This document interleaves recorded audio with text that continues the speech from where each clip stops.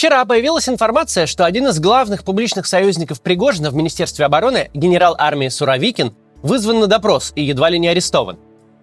Слухи комментировать бессмысленно, тем более слухи, основанные на одном источнике одного издания и на истерике в Z-каналах. Но в любом случае, мы поговорим о самом направлении мысли, о том, что система должна начать поиск врагов и предателей внутри себя. Ведь это наиболее логичный следующий шаг для тех, кто профукал бунт и страшно перепугался.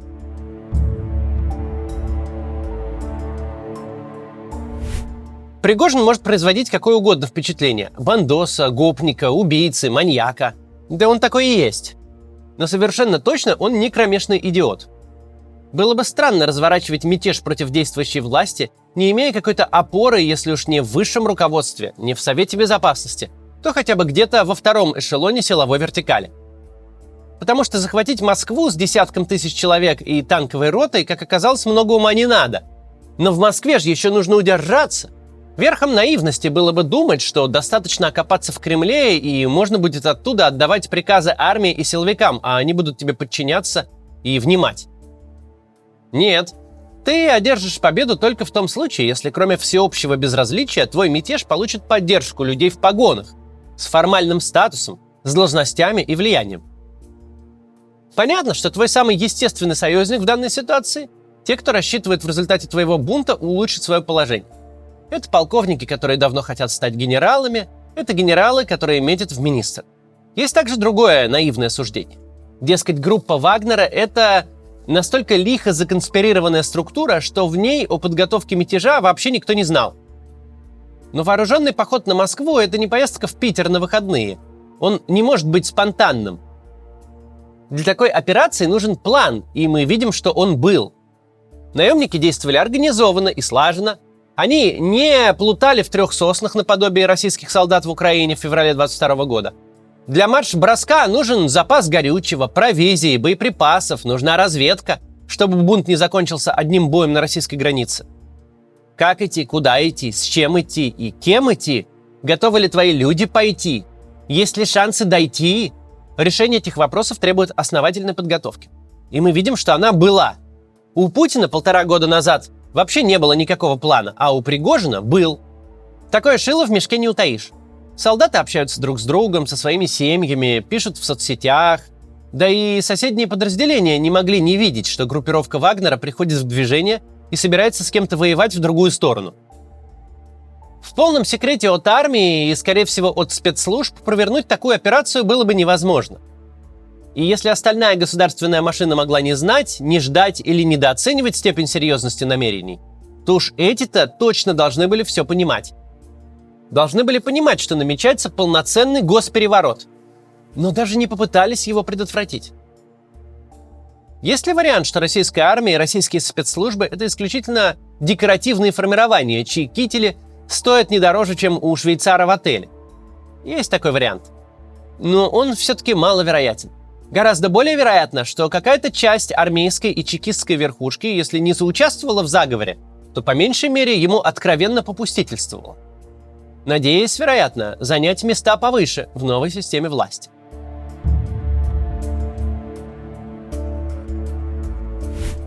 Пригожин – чужой и чуждый персонаж для Министерства обороны, как для государственного ведомства. Это правда. Но в ходе этой войны выяснилось, что отдельным генералам он очень даже свой. Никто не пытался скрывать, что генерал Суровикин – креатура Пригожина. Именно в пользу Суровикина пригожинские сетки мочили генерала Лапина. Те 3 месяца, пока Суровикин был командиром российской группировки в Украине, фактически единственное время, когда Пригожин не ныл о снарядах и о снабжении. Михаил Мизинцев, бывший начснаб российской армии, буквально через день после отставки из Минобороны и вовсе поступил на службу к Пригожину. Еще раз, генерал-полковник российской армии официально стал частью незаконного вооруженного формирования. Итак, из 1,5 десятков заместителей Шойгу 2 публично аффилированы с Пригожиным. Сколько их таких в прямом подчинении министра обороны? А сколько людей на более низких ступенях военной иерархии либо симпатизировали Пригожину, либо находились у него на полном содержании? Неизвестно.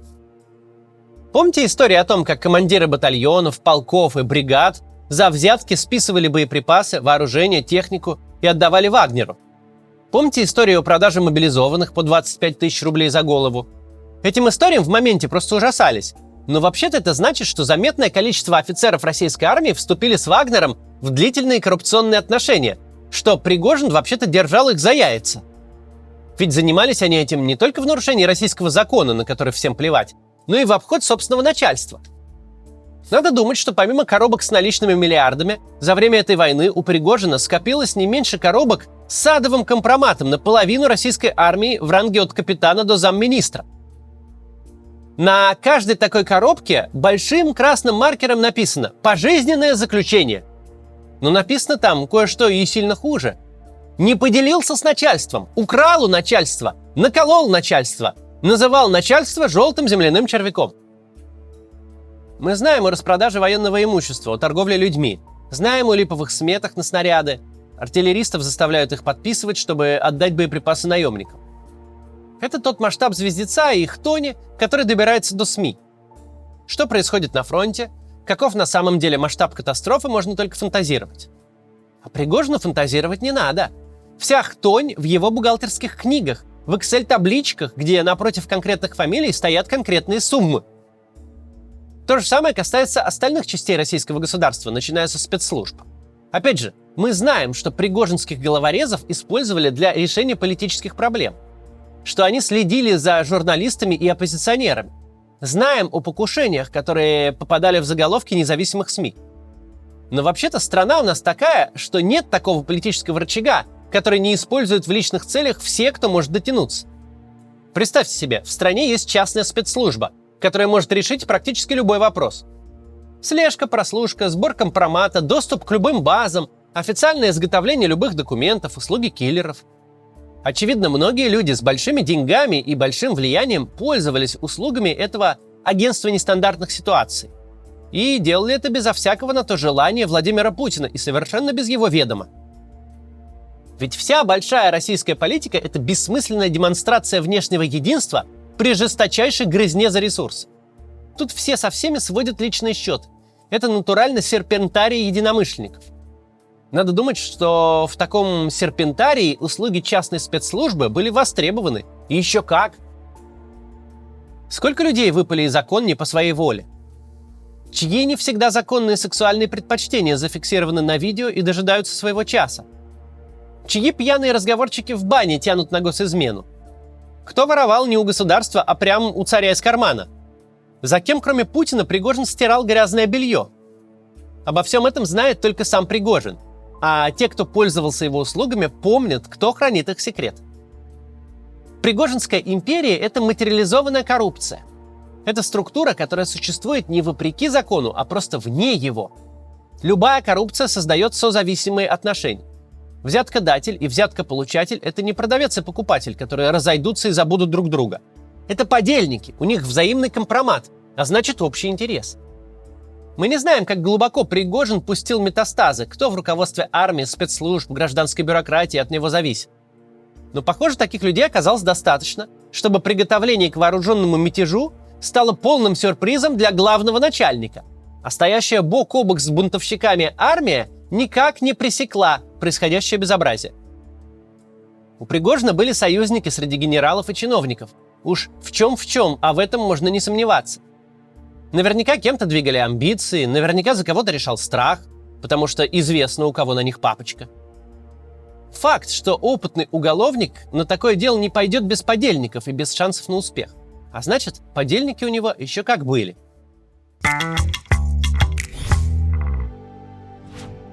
Война не просто уносит жизни. Она также меняет отношение общества к насилию. И, разумеется, не в лучшую сторону. При этом в России, в отличие от Украины, нет никаких законов против борьбы с насилием в семье. А значит, десятки миллионов детей будут его как минимум регулярно видеть. И подобное решение конфликтов для них станет нормой. О том, как работает бумеранг насилия, подробно рассказывает в своем материале независимое медиа «Гласное». Там же вы сможете прочитать статью о том, как юмор влияет на наши взгляды и как цензура нормализует в России дискриминационные шутки. Или о том, как Аэрофлот ввел кастовую систему для сотрудников и наказывает их путешествиями по нашей стране. «Гласное» рассказывает о российской политической повестке, о российских проблемах голосами активисток и журналисток. Это экспертные материалы, аналитика и разбор социальных тенденций. Это также история о сопротивлении и борьбе со стереотипами. У Гласной есть подкаст «Неслабый пол», где эксперты говорят о предрассудках, с которыми сталкиваются женщины в России. Еще Гласная совместно со школой прозы «Глагол» сделала игру «Негласные правила». Там вы можете поиграть за разных женщин и попробовать привести их истории к счастливой развязке. Равноправие и гендерные свободы – это темы, о которых нужно и важно говорить, особенно сейчас. Подпишитесь на телеграм-канал «Медиа Гласная», слушайте подкасты и будьте в курсе событий.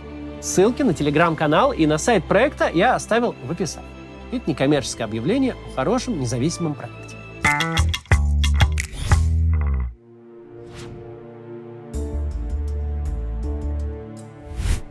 На днях мы уже говорили о причинах, по которым две главные стороны мятежа, сами бунтовщики и высшая бюрократия, их прохлопавшая, для репрессий сейчас неуязвимы. Невозможно ни повязать Пригожина, который, по некоторым данным, вообще в Питере, ни выгнать в зашей Шойгу и Бортникова. И этим можно только по ордену выдать. А репрессии, тем не менее, нужны. Не может режим просто забыть, что его пытались свергнуть. Так что главный и единственный доступный объект для репрессий – это второй эшелон власти и армейского начальства, который связал себя с Пригожиным. Правдивы ли слухи о задержании и допросе Суровикина, мы сейчас не знаем на момент записи ролика. Но то, что это логичное направление мысли силовой машины, очевидно. Когда врага победить не получилось, приходит время искать предателей.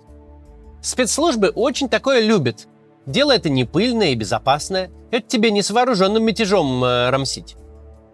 А когда верховный вождь понимает, что очень большое число людей внутри системы было готово его сдать, что Пригожина-то умиротворили, но споры он знатно успел разбросать по всей вертикали, когда и без того высокий уровень паранойи становится запредельным, для спецслужб это просто праздник. Наступает время показать свою нужность, эффективность и незаменимость. Приносить вождю на блюде головы тех, кто провернул в его спине нож, который воткнул туда Пригожин. Собственно, слухи о Суровикине тут не единственные. Файтер-бомбер, Z-канал, связанный с российской военной авиацией, пишет, что идет проверка в отношении летчиков, которые отказались наносить удары по группе Вагнера. Военный блогер Рыбарь говорит об аналогичных проверках в отношении пограничников, которые почему-то не стали останавливать колонну бронетехники стрелковым оружием. Опять же, достоверность всего этого вилами по воде писана. Но факт в том, что наказание невиновных – это очень логичный шаг после награждения непричастных. Режим очень сильно перепугался. Перепуганные люди, в руках которых силовой аппарат – это страшное дело для того, кто будет назначен предателем. Искать настоящих врагов, разбираться, в какой степени Пригожин успел коррумпировать российскую властную силовую вертикаль – дело сложное и опасное. В ходе такого расследования можно легко выйти на самих себя. А вот искать на поверхности, среди тех, кому хватило глупости публично ассоциировать себя с Пригожиным, или среди тех, кто отказался пойти на самоубийственную миссию, не бросился защищать режим от танков в одиночку с автоматом, это милое дело. Верить слухам о внутренних репрессиях или не верить – дело опциональное. Но два факта остаются бесспорными. Первый в том, что Пригожин по характеру своей деятельности имел обширные связи внутри армии и спецслужб. Эти люди никуда не делись и все еще зависимы от Пригожина, безотносительно того, что сам бунт не получился.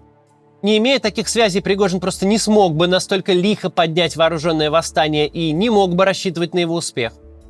Если Путин думает, что половина генштаба получала вторую зарплату в Вагнере и в случае победы радостно передушила бы собственное начальство, чтобы занять его место, то предположение это безумным совсем не является. Второй факт в том, что фестиваль размахивания кулаками после драки практически неизбежен. Все обделались. Вся вертикаль, выстроенная под обнаружение и пресечение ровно таких ситуаций, попыток перехватить власть, была крайне эффективна в фабрикации уголовных дел на студенческие политические кружки, в посадке ученых за госизмену. Но оказалась совершенно парализована, когда реальные вооруженные люди пошли на Кремль. Несмотря на то, что Путин им показывает большую любовь и признание, раздает еще больше наград, денег и полномочий, чем обычно, им тоже надо переподтверждать свою лояльность, демонстрировать собственную нужность, искать предателей, раскрывать сети заговорщиков, наказывать дезертиров. Этого от них ждет перепуганный Путин, и они будут этим заниматься. И это хорошая новость. Не для тех, кто попадет в жернова, но для тех, кто ожидает краха системы. Ведь хуже вооруженного восстания для ее дестабилизации может быть только одно – внутренний каннибализм, война всех против всех. И похоже, что она начнется. До завтра.